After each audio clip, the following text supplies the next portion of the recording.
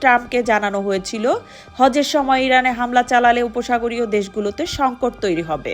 লাখো হাজি যাত্রাপথে আটকা পড়বেন। হজের সময় যুদ্ধ পুনরায় শুরু না করার বিষয়ে উপসাগরীয় মিত্র দেশ ও নিজ প্রশাসনের কর্মকর্তাদের সতর্কবার্তার পর এই সপ্তাহে ইরানের পরিকল্পিত হামলা স্থগিত করেন প্রেসিডেন্ট ডোনাল্ড ট্রাম্প।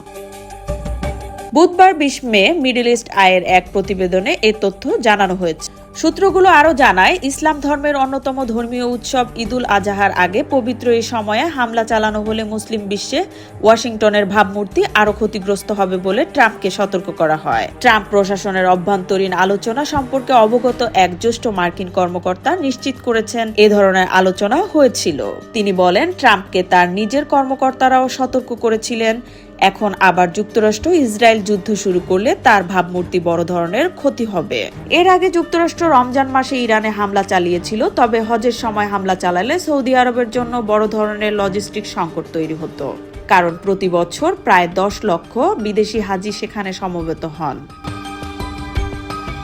এই সংকট কাতার ও সংযুক্ত আরব আমিরাতের মতো উপসাগরীয় বিমান যোগাযোগ কেন্দ্র এবং দক্ষিণ ও পূর্ব এশিয়ার দেশগুলোতেও প্রভাব ফেলতে পারত। সেখান থেকে বিপুল সংখ্যক হাজি হজে অংশ নিতে যান। চলতি বছরের হজ শুরু হওয়ার কথা 24 মে এবং 6 দিন ব্যাপী এটি চলবে। ইতিমধ্যে বিপুল সংখ্যক হাজি সৌদি আরবে পৌঁছেছেন। মিডল ইস্ট আইয়ের সঙ্গে কথা বলা কর্মকর্তার নাম প্রকাশ না করার শর্ত জানান। হজ শেষ হওয়ার পর আগামী কয়েক সপ্তাহের মধ্যে যুদ্ধ আবারও শুরু হতে পারে বলে মনে করছেন তারা।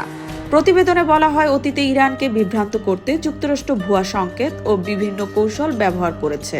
চলতি বছরের ফেব্রুয়ারির শেষ দিকে ইরানের হামলা আগে জেনেভায় ইরানের সঙ্গে আলোচনায় অগ্রগতির ইঙ্গিত দিয়েছিল যুক্তরাষ্ট্র। এরপরই হামলা চালানো হয়। এর আগে সপ্তাহের শুরুতে ট্রাম্প নিজের জানান, উপসাগরীয় নেতাদের অনুরোধে তিনি মঙ্গলবার রাতে পরিকল্পিত হামলা স্থগিত করেন। নিজের সামাজিক যোগাযোগ মাধ্যম ট্রুথ সোশ্যালে ট্রাম্প লেখেন, কাতারের আমির শেখ Tamim bin Hamad Al Thani, Saudi আরবের যুবরাজ মোহাম্মদ বিন সালমান এবং সংযুক্ত আরব আমিরাতের president Mohammed bin Zayed Al Nahyan আমাকে ইরানে পরিকল্পিত সামরিক হামলা স্থগিত রাখতে অনুরোধ করেছেন। গত 28 ফেব্রুয়ারি যুক্তরাষ্ট্র ও ইসরায়েলের হামলার পর যুদ্ধ শুরু হলে ইরান তাৎক্ষণিকভাবে উপসাগরীয় অঞ্চলে মার্কিন ঘাঁটি ও স্বার্থ সংশ্লিষ্ট স্থাপনায় হামলা চালায়। তেহরান আবারও হুঁশিয়ারি দিয়েছে, যুক্তরাষ্ট্র ও ইসরায়েল যদি আবারও তাদের জ্বালানি ও বেসামরিক অবকাঠামোতে হামলা চালায়, তবে উপসাগরীয় অবকাঠামোতে পাল্টা হামলা চালানো হবে এবং সংঘাত মধ্যপ্রাচ্যের বাইরেও ছড়িয়ে পড়বে। সৌদি আরব, কাতার ও ওমান এই সংঘাতের বিস্তার ঠেকাতে সক্রিয় ভূমিকা রাখছে। হরমুজ প্রণালীতে ইরানের অবরোধের কারণে ইতিমধ্যে এসব দেশের তেল ও এলএনজি রপ্তানিতে প্রভাব পড়েছে।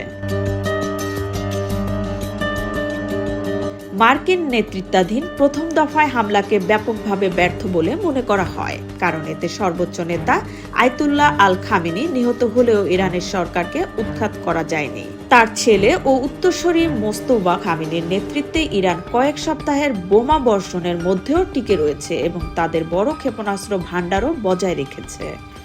ইরানের নিজেদের সবচেয়ে বড় আঞ্চলিক প্রতিদ্বন্দ্বী মনে করা ইসরায়েলের সরকার ট্রাম্পের উপর প্রভাব খাটিয়ে যুদ্ধ চালিয়ে যেতে চেয়েছে, যদিও যুক্তরাষ্ট্রের অভ্যন্তরীণ মূল্যায়নে মার্কিন সেনা ও বৈশ্বিক অর্থনীতির জন্য ঝুঁকির বিষয়টি উল্লেখ করা হয়েছে। নিউ ইয়র্ক টাইমসের প্রতিবেদনে বলা হয়, পেন্টাগনের কর্মকর্তারা গোলাবারুদের ঘাটতি এবং ইরানের আকাশ প্রতিরক্ষা কৌশলের বাড়তি সক্ষমতাকে ভবিষ্যৎ হামলার অগ্রগতির বড় বাধা হিসেবে দেখেছেন। বাংলার কণ্ঠ নিউজ, লিরিয়া হোসাইন।